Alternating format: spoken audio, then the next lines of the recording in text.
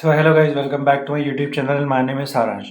तो आज के इस वीडियो में मैं डिस्कस करने वाला हूँ कैनरा बैंक अप्रेंटिस की जो पोजीशन थी उसके लिए मैं भोपाल में डीवी के लिए गया था एंड उसका पूरा डिटेल प्रोसीजर जो है डिस्कस करने वाला हूँ आप लोगों के साथ। और ये वीडियो को प्लीज़ एंड तक देखना एंड आप लोग इस वीडियो से रिलेट कर पाएंगे जो लोग भी। और मुझे काफ़ी सारे मेरे सब्सक्राइबर्स भी मिले वहाँ पे, तो मेरे को बहुत अच्छा लगा, तो वो एक्सपीरियंस भी मैं शेयर करूँगा।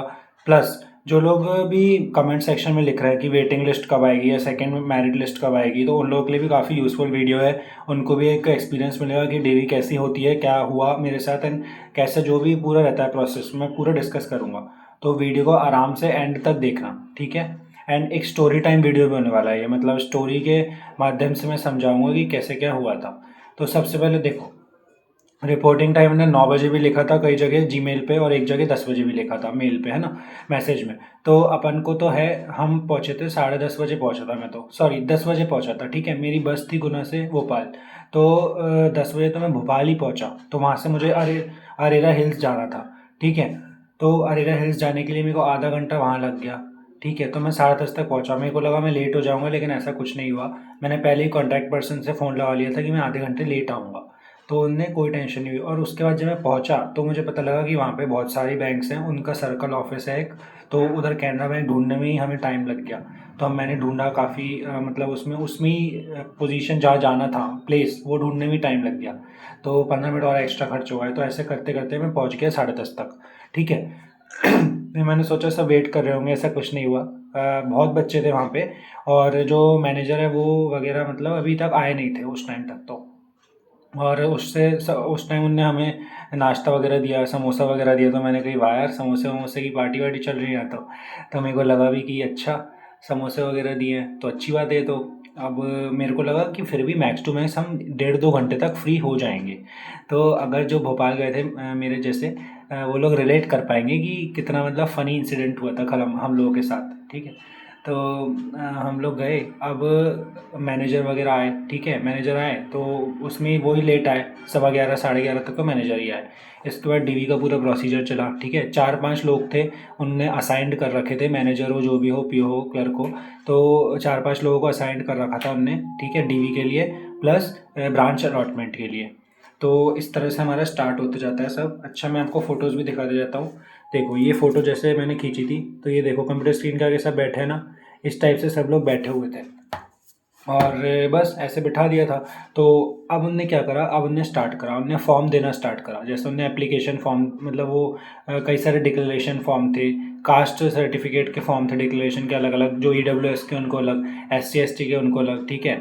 और फिर उनने क्या दिया, और एक चेकलिस्ट थी। तो वो चेकलिस्ट उस पर साइन करना था कि सारे डॉक्यूमेंट्स जो है आ गए कि नहीं। और भाई साहब मैं आपको एक चीज़ बता दूं, सबसे इम्पोर्टेंट जो चीज़ हुई वो डॉक्यूमेंट वेरिफिकेशन की थी। आपको लग रहा होगा कि डॉक्यूमेंट वेरिफिकेशन में क्या होता होगा, ज़्यादा से ज़्यादा बहुत 1 घंटे का प्रोसेस रहता होगा, 10th 12th की मार्कशीट देखते होंगे, BSc की देखते होंगे, इस तरह से ख़त्म डॉक्यूमेंट वेरिफिकेशन। नहीं, ऐसा कुछ नहीं हुआ, बहुत लंबा प्रोसेस था। वो एक एक मतलब एक एक क्या बोलते हैं, क्योंकि सिंस ये गवर्नमेंट बैंक है तो एक एक बिल्कुल चीज़ चेक कर रहे थे वो। मतलब जैसे तुमने सेमेस्टर वाइज मार्कशीट भरी कि नहीं, उसकी फ़ोटोकॉपीज़ है कि नहीं। जैसे मैंने semester wise proper first sem, second same, third same, fourth same, fifth sem, six same सबकी मार्कशीट मैंने मतलब फ़ोटोकॉपी नहीं दी थी। मैंने सोचा था कि एक हमारे पास ट्रांसक्रिप्ट रहती है कि उसमें सब 6 सेमेस्टर का एक साथ लिख रहता है रिजल्ट। तो मेरे को लगा उससे काम चल जाएगा, लेकिन उससे भी काम नहीं चला।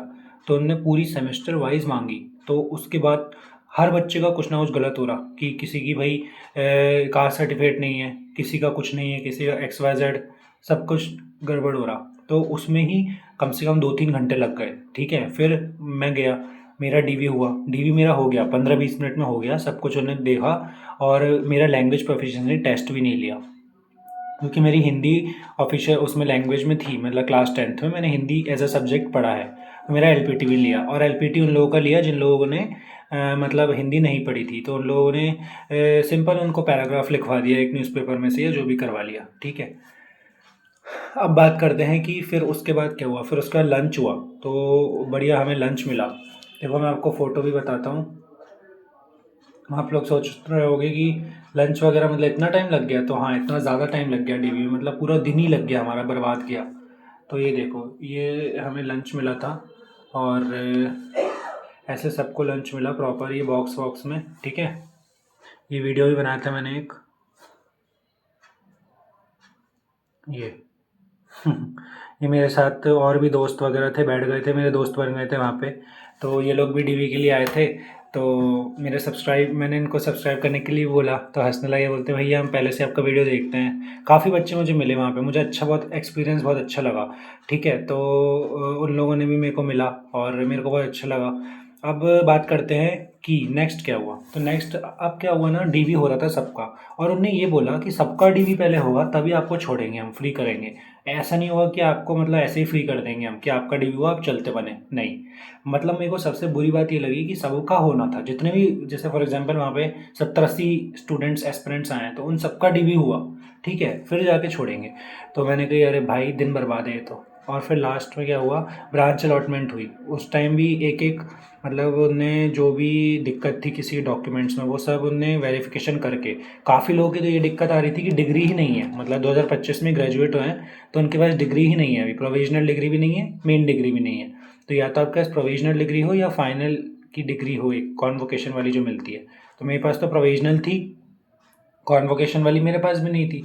तो ऐसे करके चल गया प्रोविजनल से काम। अब कुछ लोगों को क्या कर दिया ना, उन्होंने वेटिंग लिस्ट में डाल दिया कि मतलब उनके पास डिग्री नहीं आई है, तो आप 7 दिन में आएंगे दोबारा हमारे पास, हमें दोबारा वेरिफिकेशन के लिए इसी जगह पे मिलेंगे और डिग्री लेके आएंगे इस बार, ठीक है। और कुछ लोगों को सेकंड मेरिट लिस्ट में डाल दिया कि मतलब जैसे फॉर एग्जांपल कुछ लोग ये पूछ रहे हैं ना जो मेरे से कमेंट सेक्शन में कि सेकंड मेरिट लिस्ट आएगी क्या होगा, तो उनका मेरे हिसाब से ऐसा होगा कि जो लोग रिज़ाइन कर देंगे अपनी पोजीशन से, जैसे कुछ लोगों को जमा ही नहीं, जैसे जहाँ जहाँ अप्रेंटिस लगे हैं फॉर एग्जांपल है, वहाँ से असाइन नहीं हुए वो, तो परसेंटेज बेस पर उन्होंने मेरिट लिस्ट निकाली थी, तो उधर से सेकंड लिस्ट में आपका नाम आ सकता है, अभी भी चांसेस हैं, ठीक है। क्योंकि कुछ लोगों के डॉक्यूमेंट्स नहीं मिलेंगे, वेरीफाई नहीं होंगे डॉक्यूमेंट्स, तो आप लोगों के चांसेस है सेकंड लिस्ट वालों के कि उनका नाम आ जाएगा। तो घबराए ना, हो सकता है आपको भी मेल आ जाए, ठीक है। और अभी तो काफ़ी टाइम है, जॉइनिंग में भी काफ़ी टाइम है, तो जब तक मेल आ जाएंगे अपन लोगों को कब जॉइनिंग है। अब बात करते हैं ब्रांच अलॉटमेंट की, सबसे मज़ेदार किस्सा।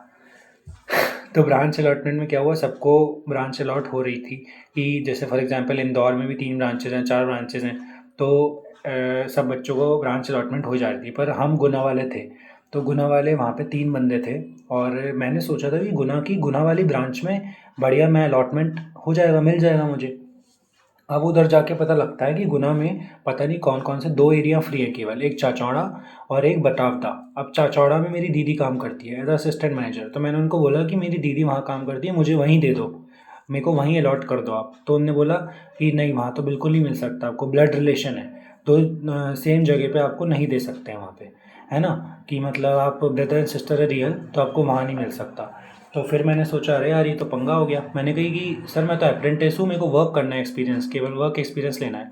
तो वो सब मज़े लेने लगे, मतलब वो सबके मज़े ले रहे थे, हंस रहे थे, हंसते हंसते कहते कि तुम अपने दीदी के वर्क एक्सपीरियंस घर पे लेना, इधर मत लो, और ऐसे सेम जगह नहीं मिलेगी। उनने अपने इवन हायर मैनेजर से भी फ़ोन ला के पूछा कि इनको मिल सकता है क्या, कि इनकी दीदी है, ये बता रहे हैं कि अप्रेंटिस काम करना है ना, और दीदी इनकी पीओ यानी एज असिस्टेंट मैनेजर काम करती है वहीं पर। तो उसने भी साफ मना कर दिया, पता नहीं उनने किस सीनियर को लगाया था। अगर वो कर देता वहाँ पे तो मेरे को अच्छा था, मैं दीदी के साथ चले जाता वहाँ पे काम करने। तो मेरे को तो केवल एक्सपीरियंस के लिए ये जॉब चाहिए थी, it was not about salary, it was not about money, ठीक है। और केवल मेरे को एक लर्निंग एक्सपीरियंस चाहिए, प्लस कि मेरा एक रूटीन सेट हो जाता कि सुबह उठना है और सुबह फिर जाना है। तो फाइनली हुआ क्या देखो, मेरे को अशोकनगर ब्रांच अलॉट हो गई, जो कि यहाँ से 40 किलोमीटर है गुना से। अब 40 किलोमीटर डेली आना, 40 किलोमीटर जाना। अब जब जॉइनिंग आएगी तब मैं डिसाइड करूँगा कि भाई जाना है या नहीं जाना है। बाकी अभी तो मेरा माइंडसेट ये है कि अभी तो मैं ट्यूशन पढ़ाता हूँ, तो मैं अभी कोचिंग पढ़ाने पे ही फोकस करूँगा, ठीक है। और साथ में मैं ग्राफिक डिज़ाइनिंग भी करता हूँ, सो वो भी मेरा अच्छा काम है।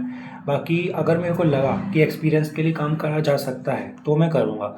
और बाकी उन्होंने गुना ब्रांच क्यों अलॉट नहीं करी, जैसे गुना ब्रांच इसलिए अलॉट नहीं करी क्योंकि पहले से ही वहाँ पे एक अप्रेंटिस काम करता है। तो अगर पहले से ही वहाँ काम कर रहे होंगे तो इसलिए अलॉट नहीं कर सकते वहाँ पे, ठीक है। मेरे को लग रहा था गुना के आसपास बहुत सारी है, रावगढ़ है, ठीक है, फिर और कौन सी है, चाचौड़ा है, इन सब से हट के एक अशोकनगर है, लेकिन नियरेस्ट जो है गुना के वो रावगढ़ है, ठीक है। तो मेरे को लग रहा था रावगढ़ भी मिल जाएगा मुझे, लेकिन वो भी नहीं मिला मुझे।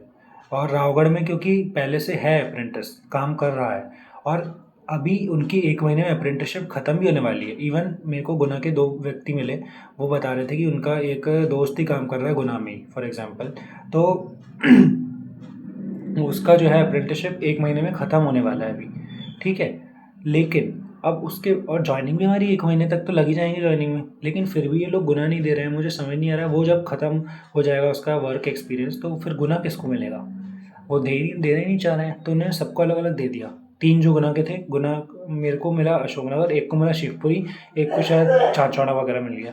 तो ऐसे हुआ, ऐसे ही सबके साथ हो रहा था। अपने मन से अपन सेलेक्ट नहीं कर पा रहे थे ब्रांचेस जो भी हैं, सब जो है अपने मतलब लक के ऊपर था कि आपको कौन सी ब्रांच मिलेगी। आपकी परसेंटेज जिस हिसाब से पहले फिल्ड अप होनी चाहिए, वो वाली ब्रांचेस जो मतलब जैसे लिस्ट बाय लिस्ट था उनके पास, और फिर वो नियरेस्ट देख रहे थे कि कई फॉर एग्जांपल किसी ने प्रेफरेंस भरा है लेकिन उसको दूर भर दिया गलती से उसने, तो नियरेस्ट उसको दे रहे थे कि 30 kilometre, under 40 kilometre, under 50 kilometre, बस इससे दूर तो नहीं फेंक रहे थे वो, क्योंकि उनको पता था कि इतने दूर जाएंगे ये लोग, या तो उनको सेटल होना पड़ेगा, वहाँ पर रहना पड़ेगा और फिर करनी पड़ेगी अप्रेंटिसशिप, या फिर उन्हें वर्क अप डाउन करना पड़ेगा। तो अप डाउन वाले को दे रहे थे वो कि नियरेस्ट दे दें, इतना मतलब वो जुल्म भी नहीं कर रहे थे। तो ओवरऑल अब बात करते हैं कि मेरा एक्सपीरियंस कैसा रहा। तो अगर आप इस वीडियो के यहाँ तक आ गए हैं तो चैनल को सब्सक्राइब कर दीजिए और लाइक कर दीजिए। अब मैं आपको ओवरऑल एक्सपीरियंस बताता हूँ। तो ओवरऑल एक्सपीरियंस मेरा अच्छा भी रहा। अच्छा इसलिए रहा कि मुझे फर्स्ट लाइफ में डीवी का एक्सपीरियंस मिला कि कैसे क्या होता है। मैं सब लोगों से मिला, आपस में हम लोगों ने बातें करी खूब सारी, फिर कैसे क्या रहता है डॉक्यूमेंट वेरिफिकेशन के लिए। थोड़ा डर भी लग रहा था कि कैसे होता होगा, लेकिन डीवी हो जाता है अच्छे से, कोई दिक्कत नहीं आती उसमें। बाकी टाइम बहुत लगता है, एक टाइम का है कि प्रोसेस से रहता है पूरा स्टेप बाय स्टेप। तो आप ये सोच के अगर जा रहे हैं कि 10 बजे जाएंगे और 1 बजे छुट्टी हो जाएगी, ऐसा कुछ नहीं होगा। पूरा हमें तो रात के 7 बज गए, ठीक है, शाम के 7 बज गए। इवन रात के 8 भी बजी नहीं वाले थे अगर हम अपने उस पर नहीं पहुँचते गुना वाले कि भाई हमें ब्रांच अलॉटमेंट में ये वाली ब्रांच लेनी है। अगर हम कंक्लूजन पे नहीं पहुँचते तो वो टाइम वो भी जाता। तो वो इवन मैनेजर्स भी कहने लगे कि भाई अब तो हमें फ्री करो, आप लोग भी एक एक ब्रांच अलॉट ले लो अपने साथ। और जैसे फॉर एग्जांपल गुना में एक ब्रांच थी बटावदा, तो वो तो खाली रह गई, कोई जाने नहीं चाह रहा था इतनी दूर। तो ऐसा भी रहता है कि कोई ब्रांचेस खाली भी रह सकती है, वो अपने मतलब अपना भी सुनते हैं लेकिन उनकी भी सुननी पड़ती है अपने को, ठीक है। तो ऐसा सब हुआ, और मैं एक्सपीरियंस के बारे में बता रहा था। तो ओवरऑल गुड एक्सपीरियंस रहा कि डीवी के लिए मेरे को एक एक्सपीरियंस मिला। और बैड एक्सपीरियंस ये रहा कि मेरे को ये एक्सपेक्ट करके नहीं गया था इतना टाइम लग जाएगा। तो मेरे को कहीं ना कहीं अंदर ही अंदर लग रहा था यार बहुत थक चुके हैं, बहुत फ्रस्ट्रेट हो चुके हैं, और ये जॉब के लिए अगर इतना डीवी में ही टाइम लग रहा है तो जॉब कैसी होगी फिर ये, मतलब ये तो थका देते होंगे पूरे दिन। अभी से डिमोटिवेशन लग रहा था। और गुड एक्सपीरियंस ये था कि मतलब उनने सब खाना वाना दिया अच्छे से, बिल्कुल रिस्पेक्ट से बात कर रहे थे, सर सर करके बात कर रहे थे, सर मैम सबसे, ठीक है। और ऐसा कुछ नहीं कर रहे थे कि भाई तुम कौन सी पोजीशन पे हो तो तुम्हें कैसे ट्रीट किया जाएगा। मैनेजर भी अच्छे से बात कर रहे थे सारे, उनसे डाउट्स पूछते थे तो वो प्रॉपर रिप्लाई करते थे। ऐसा नहीं है कि वो एटीट्यूड में बोलते थे जाके बैठ जाओ या नहीं, ऐसा कुछ नहीं था, अच्छे से बात कर रहे थे प्रॉपर। सो या that was all about the video. यही था पूरा एक्सपीरियंस अप्रेंटिसशिप का कि डीवी का।